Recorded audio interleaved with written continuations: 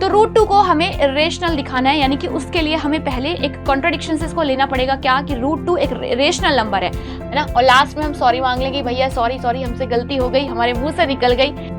Factor, तो इनके पास कोई भी कॉमन फैक्टर नहीं होता। यहाँ पे मैंने इसको इक्वेशन नंबर 1 मान लिया। अब p की यही वैल्यू हम पुट करेंगे इक्वेशन नंबर 1 में, तो यहाँ पर बनेगा मेरे पास 4m² अपॉन में 2। तो 2 2 जा कितने होते हैं भैया जी 4। हम क्या मानकर चले थे शुरुआत में कि p और q के पास तो कोई भी कॉमन एलिमेंट ही नहीं है। हाय हेलो एवरीवन, कैसे हैं आप सभी। एक बार मैं फिर आ चुकी हूँ आप लोगों के लिए एक और वीडियो लेकर, और आज इस वीडियो में हम बात करने वाले हैं रूट 2 के बारे में, यानी कि रूट 2 को इरेशनल हम कैसे प्रूव करते हैं। और यहाँ से आपके एग्जाम में क्वेश्चन आता ही आता है बेटा। बेसिकली ये वीडियो में मैं बात करूंगी क्लास 10th वाले बच्चों के लिए, क्योंकि उनके बोर्ड एग्जाम में ऐसा एक क्वेश्चन जरूर आता है, चाहे तो रूट 2 आए, चाहे रूट 3 आए, चाहे रूट 5 आए, मतलब एक क्वेश्चन तो पक्का डेफिनेटली आता ही आता है। और एक और बात यहाँ पर कि एक मजे वाली बात यह भी है बेटा कि आप यहाँ पर पैटर्न सीख जाओगे तो आपके साथ डिजिट कुछ भी आए आप उसको आराम से कर पाओगे। यानी कि हमें यहाँ पर पैटर्न पे फोकस करना है, डिजिट आपकी चेंज होती रहेंगी तो भी आप अगर पैटर्न को सीख गए ना आप वो क्वेश्चन कर लोगे। तो फटाफट से सीखते हैं कि रूट 2 को कैसे रेशनल प्रूव करना है, और चलिए स्टार्ट करते हैं अपनी इस वीडियो को बिना किसी देरी के। तो सबसे पहले हमको प्रूव करना है कि भाई रूट 2 एक रेशनल नंबर होता है। अब इसी में मैं आपको एक बात बताऊं, जैसे देखो स्टोरी से बताती हूँ कि एक गांव में एक बार दो लोग काफी बहस कर रहे थे आपस में, और दोनों किसी भी नतीजे पर नहीं पहुंच पा रहे थे। एक कह रहा था मैं सही हूँ, दूसरा कह रहा था मैं सही हूँ। तो एक उनमें से मैथमेटिशियन था, तो उसने दिमाग लगाया थोड़ा सा कि क्यों ना मैं एक काम करूं, इससे बहस करने का तो कोई फायदा है नहीं, मैं एक काम करता हूं इसको गलत साबित कर देता हूं अपने आप को सही साबित करने की जगह पे। तो उसने क्या किया, उसने दूसरे वाले की बात को गलत साबित कर दिया। अब अगर वो दूसरे की बात को गलत साबित कर देता है तो ऑटोमेटिकली वो खुद सही हो जाता है। वैसा ही हम कुछ इस क्वेश्चन के साथ करने वाले हैं। इसने कहा कि prove that root 2 is irrational, तो हमें क्या दिखाना है, रूट 2 को इरेशनल दिखाना है। अब बेटा हम इसको कॉन्ट्रडिक्शन से प्रूव करते हैं। बेसिकली ये जो मेथड है, ये मेथड मैंने अपने पास से नहीं बनाई, ये ऐसा ही है, तो हमने भी इसको ऐसे ही पढ़ा था, आप लोग भी इसको ऐसे ही पढ़ेंगे। तो रूट 2 को हमें इरेशनल दिखाना है, यानी कि उसके लिए हमें पहले एक कॉन्ट्रडिक्शन से इसको लेना पड़ेगा क्या कि रूट 2 एक रेशनल नंबर है। हम मान कर चलेंगे कि रूट 2 एक रेशनल नंबर है, और लास्ट में हम अपनी ही बात को गलत साबित कर देंगे, यानी कि रूट 2 रेशनल नंबर नहीं होगा तो वो क्या होगा, फिर वो इरेशनल हो जाएगा। तो चलिए स्टार्ट करते हैं अपनी क्लास, अपनी वीडियो। तो सबसे पहले मैं आप लोगों से बोलूंगी कि भाई हम लेट क्या कर रहे हैं। देखो हम लेट करके चलेंगे root 2, let root 2 is rational. तो हम कहते हैं कि रूट 2 कैसा है, एक रेशनल नंबर है। ओके, और हम इसको किससे प्रूव कर रहे हैं, बाय कॉन्ट्रडिक्शन बेटा। तो हम इसको प्रूव करेंगे बाय कॉन्ट्रडिक्शन, ठीक है। तो बाय कॉन्ट्राडिक्शन हम इसको प्रूव कर रहे हैं, है ना। और लास्ट में हम सॉरी मांग लेंगे, भैया सॉरी हमसे गलती हो गई, हमारे मुंह से निकल गई, है ना, हमने तो ऐसा सोचा ही नहीं था। तो बाय कॉन्ट्रडिक्शन हम इसको प्रूव कर रहे हैं। अब आपको पता है अगर कोई भी चीज बेटा हमारी रेशनल होती है तो हम उसको कैसे लिखते हैं, p अपॉन क्यू की फॉर्म में। तो रूट 2 को हम लिख सकते हैं p अपॉन क्यू की फॉर्म में, जहां पर आपका q नॉट इक्वल्स टू 0 होता है, एंड p एंड q क्या होते हैं यहाँ पे, P and Q have don't any common factor. तो इनके अंदर कोई भी कॉमन फैक्टर नहीं होता, मतलब P और Q के पास कोई कॉमन फैक्टर नहीं है। तो हम क्या लिखेंगे, P and Q does not have any common factor, तो इनके पास कोई भी कॉमन फैक्टर नहीं होता। ओके, आप बोलोगे यस मैम, अच्छी बात है। अब क्या करें बेटा, स्क्वायरिंग बोथ द साइड कर दो, क्योंकि रूट हटाना है। तो हमने कहा कि ठीक है जी, स्क्वायरिंग बोथ द साइड कर देते हैं। तो हमने किया स्क्वायरिंग बोथ द साइड। सभी बच्चे बहुत आराम से समझेंगे इस चीज को, स्क्वायरिंग बोथ द साइड। हर किसी क्वेश्चन में यही करना है। तो रूट 2 का जब हम स्क्वायर करेंगे, इधर भी हमारे पास हो जाएगा p square upon Q square बेटा, है ना। ये p स्क्वायर स्मॉल p है, तो p square upon Q square. यहाँ पे क्या बचेगा, यहाँ पे बचेगा जस्ट 2, और ये हो जाएगा p स्क्वायर अपॉन में क्यू स्क्वायर। अच्छा ठीक है, तो हम इसको ऐसा भी तो लिख सकते हैं यहाँ से, कैसा कि Q square is equal to में p स्क्वायर बाई 2, है ना। लिख सकते हैं या नहीं, आप बोलोगे यस मैम बिल्कुल लिख सकते हैं, किसने मना थोड़ी किया है। अब देखो यहाँ से एक और चीज समझो, मैं यहाँ से कह सकती हूँ कि भाई मेरा जो 2 है वो डिवाइड कर रहा है किसको, 2 डिवाइड्स p स्क्वायर, ये डिवाइड कर रहा है किसको, p स्क्वायर को। ऑल्सो बेटा हम कह सकते हैं कि अगर 2 डिवाइड करता है p को, then 2 is also then 2 divides p also, है ना। तो ये p को भी तो डिवाइड करेगा, देन 2 डिवाइड्स p ऑल्सो। तो आपने बोला यस मैम बिल्कुल सही बात है, ये p को भी डिवाइड करेगा। अगर ये स्क्वायर को डिवाइड कर रहा है तो ऑब्वियस सी बात है ये p को भी डिवाइड करेगा, ठीक है। यहीं से हम एक और चीज मान लेते हैं, हमने कहा इसको लेट कर लेते हैं कि अगर ये भाई पी स्क्वायर मतलब p अपॉन 2 को भी डिवाइड कर रहा है तो हमने कहा कोई भी क्वांटिटी ले लेते हैं कि m के इक्वल है। ठीक है, यहां से मुझे एक और चीज मिलेगी, क्या मिलेगी कि p की वैल्यू कितनी आ गई, हमारे पास 2m आ गई बेटा। p की वैल्यू कितनी आ चुकी है, 2m आ चुकी है। और ये हम इसको इक्वेशन नंबर 1 मान सकते थे।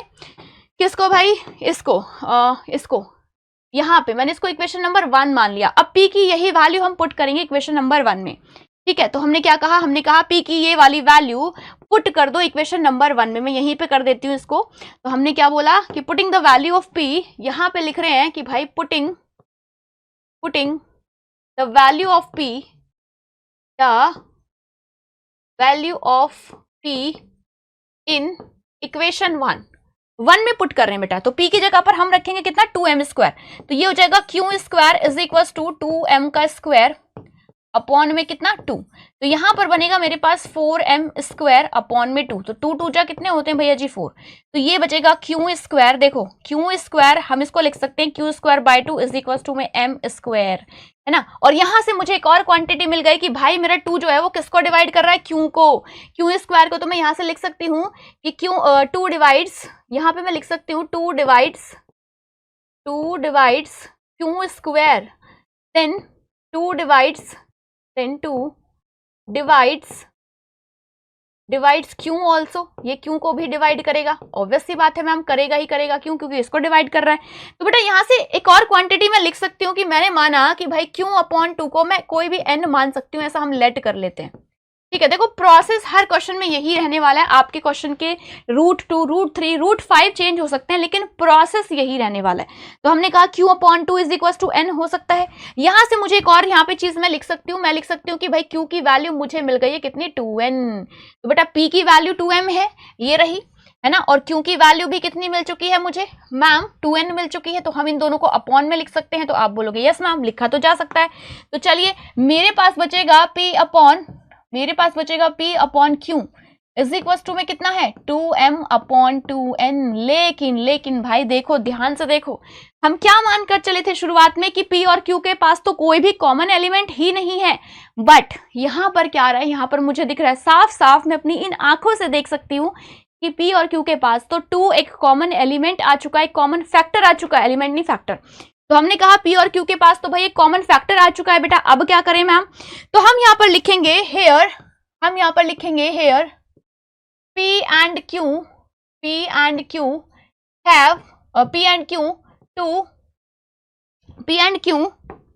हम यहाँ पर लिख सकते हैं p and q have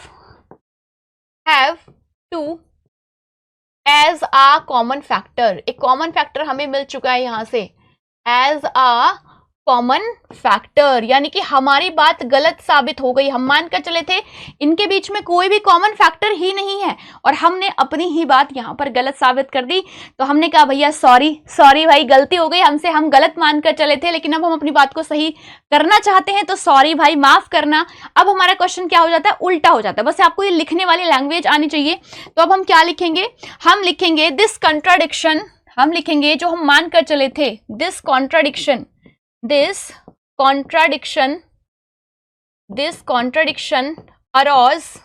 arrows लिखो या अराउज लिखो, आपकी मर्जी है। देखो जो थोड़े बच्चे एडवांस होते हैं वो अरोज लिख लेते हैं। ठीक है, this contradiction arose due to our wrong assumption, हमारी जो गलत अजम्पशन था, रॉन्ग अजम्पशन दैट, क्या थी wrong assumption, that root 2 is rational, ठीक है, ये हमारी रॉन्ग अजम्पशन थी कि रूट 2 रेशनल है।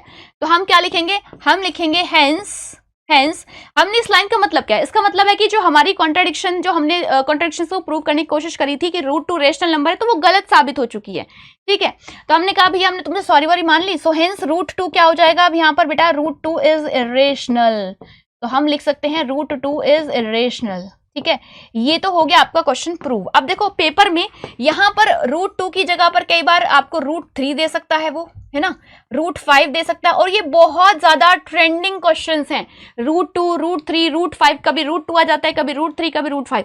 सबको करने का तरीका एक ही है, बस आपके हर बार 2, 3, 4 2 3 5 चेंज होते रहेंगे, बाकी सबका करने का पैटर्न तरीका यही है, सबको चाहिए, ठीक है। और इसी के साथ आपका क्वेश्चन प्रूव हो चुका है। तो भाई अगली वीडियो आप कौन से टॉपिक पर चाहते हैं ये मुझे आप सजेस्ट कर सकते हैं, इसी वीडियो के कमेंट सेक्शन में आप मुझे बता सकते हैं कि मैम नेक्स्ट वीडियो हमें इस पर्टिकुलर टॉपिक पे चाहिए, ताकि मैं आपके लिए वो लेकर आ सकूं।